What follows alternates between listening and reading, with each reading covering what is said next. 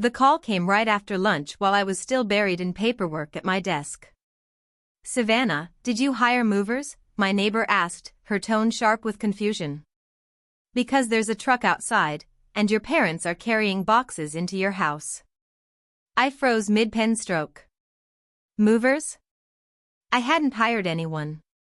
A tightness gripped my chest, dread crawling in. "My name is Mille Pierce. I'm 30 years old. And if you think you've witnessed betrayal, wait until you see what it's like when your own family decides your life belongs to them." I drove home with my heart hammering in my ears. Pulling into the driveway, the scene hit me like a punch, a moving truck idling at the curb, my sister's car crookedly parked, and through the wide-open front door, strangers hauling boxes across the hardwood I'd worked years to afford. Inside was chaos. Mom stood in the kitchen barking orders like a commander. Dad was dragging furniture upstairs. And my sister, alongside her smug husband, was pointing around like she was giving a guided tour. "What the hell is going on?" I snapped. For a heartbeat, guilt flickered in Mom's eyes, but it was gone in an instant, replaced by a smooth smile. "Sweetheart, relax. Your sister's family needs the space. You don't really need this big house all to yourself." My stomach turned. "This is my house. Bought with my money. You had no right."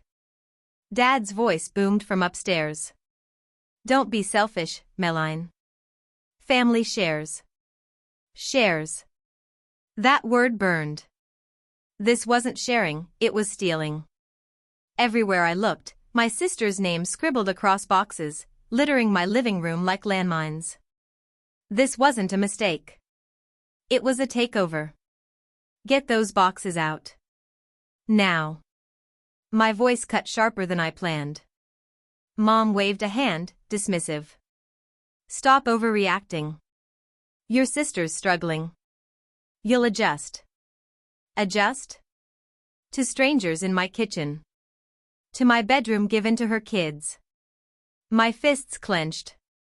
Heat surged in my chest. "This isn't charity," I spat. "This is trespassing. You broke into my home." Dad stomped down, his face red. "We used the spare key. You gave it to us for emergencies." "This is an emergency." A bitter laugh escaped me. "An emergency is a fire, Dad. A break-in. Not your favorite child needing free rent." Finally, my sister spoke, arms crossed like a queen. "Honestly, Maddie, we deserve this. You don't even value what you have. You're single. No kids. No real responsibilities. Why shouldn't someone who needs the house actually live here?" The movers shifted awkwardly, caught in the tension. I turned on them, voice level. "Stop unloading. You're not authorized to be here." One hesitated. "Ma'am, your mom hired us. She's not the owner." "I am." I jabbed a finger toward myself. "Keep unloading and you're part of a theft." That was enough. They set the boxes down and retreated toward the truck. I pulled out my phone, hit record. The red light blinked, capturing everything, my parents, my sister, her boxes scattered like evidence. "Turn that off," Mom snapped, her voice cracking. "This is family business." "No," I said, voice cold. "This is legal business now." For the first time, panic flickered in her eyes. My sister lunged, reaching for the phone. "Delete it, Maddie. You're not going to make us look bad." I stepped back, holding it higher. "You don't need my help to look bad. You're managing that fine on your own." Dad's voice thundered. "Put the phone down, Mille. You will not drag this family name through the mud over a misunderstanding." "Misunderstanding?" My laugh shook but carried steel. "You broke into my home. Hired movers. Tried to shove me out of my own life. That's not confusion, it's betrayal." The movers slipped out quietly, murmuring apologies. One whispered good luck as he climbed into the truck. My sister folded her arms, her tone venomous. You'd really kick us out after everything Mom and Dad have done for you? I lowered the phone just enough to meet her gaze. And what exactly have they done for me? Forgot my birthdays? Mocked my choices? Sold my things behind my back? Tell me, what do I owe you? She didn't answer. Mom's voice turned cold. We're only trying to help your sister. Don't you dare paint this as betrayal. Don't I dare? My voice trembled with fury. This is betrayal. And you've made it clear I've always been the expendable one in this family. The bottom rung. Disposable. Not anymore. The silence pressed heavy. For once, they knew I wasn't going to fold. I marched past them, heartbeat racing but hands steady. At the door, I locked the deadbolt with a sharp click. You're not welcome here. Not anymore. Mom gasped as if I'd struck her. Meline, you don't mean that. We're your parents. I held up the phone, the video still fresh. This goes to my lawyer tonight. And if you step foot in here again without my permission, the police get it too. Dad's face flushed. You wouldn't dare call the cops on family. I didn't flinch. Try me. My sister sneered. No one will believe you over Mom and Dad. Everyone knows you're dramatic. I smiled, cold and sure. Everyone believes deeds with my name on them. Everyone believes video evidence. Everyone believes receipts and texts. I'm not dramatic, I'm prepared. Her confidence cracked. Her husband tugged at her sleeve, muttering that they should leave. Dad looked ready to explode. But Mom just looked pale, terrified. Please, she whispered. Family means sacrifice. Funny, I said quietly. That only seems to count when I'm the one losing everything. I swung the door wide and pointed to the street. Out. Now. They stood frozen, waiting for me to crack. I didn't flinch. Not once. Eventually, they gathered up the boxes and shuffled into the night. I closed the door behind them and twisted the lock, it clicked like a victory song. The house was still again, but my heartbeat drummed like thunder. I moved from room to room, eyes catching on every box with my sister's name scrawled across it. Evidence. Proof. Each cardboard corner reeked of entitlement. And in that moment, my fury hardened into something sharper, resolve. That night, I sat down at my desk and composed a message. Not to them. To my lawyer. I attached everything, security footage, the video I'd recorded, photos of the movers' abandoned contracts. His reply came within an hour, this is strong. Trespassing and attempted unlawful occupancy. We'll take it from here. By morning, I posted a single photo on social media.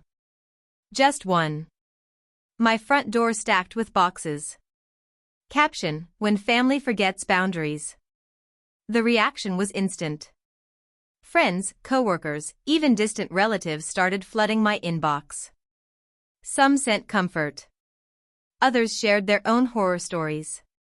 But one thing was clear, the picture-perfect mask my family wore was cracking. By noon, the calls began. My sister first. I ignored it.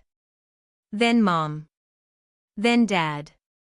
Finally, a text popped up from him, take it down. You're embarrassing us. People are talking. I almost laughed. I'd been the family's embarrassment for years. Now the shame was finally theirs to carry. I didn't delete the post, I pinned it. For the first time, I understood, revenge didn't need shouting. It just needed light. Their actions spoke louder than anything I could invent. By week's end, the ripple effects were everywhere. My sister's boss pulled her aside about the trespassing scandal. Mom's charity friends stopped calling. Dad's golf buddies suddenly had no time. The golden family image they'd polished for years? Gone. Meanwhile, I sat on my deck, coffee in hand, lake breeze on my face, watching it all unravel through notifications. Each like, each comment, felt like another weight lifted from me and placed on them. Friday evening, 8:14 p.m., my phone buzzed again. This time, not with anger, with desperation. Mom, please, take it down. We'll fix this. Dad, enough. You've made your point. Stop before you ruin us. Sister, delete it, Maddie. You have no idea what you're doing. Oh, I knew. I knew exactly. I typed back one reply to her, 9 years you acted like I didn't matter.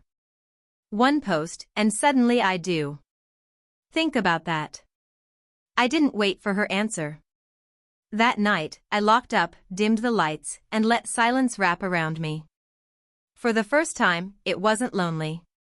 It was mine. The next morning, pounding echoed at my front gate. Through the camera feed, I saw them all: Emma, my dad, my sister, her husband, lined up like exiles at the edge of a kingdom they once thought belonged to them. Mom's voice cracked, Mille, please. Don't do this. We can work it out. Her makeup smeared, pearls gone, she didn't look like the woman she showed the world. Dad's booming authority had shrunk. Maddie, you've proved your point. People are talking. You're tearing us apart. I nearly laughed. Tearing us apart?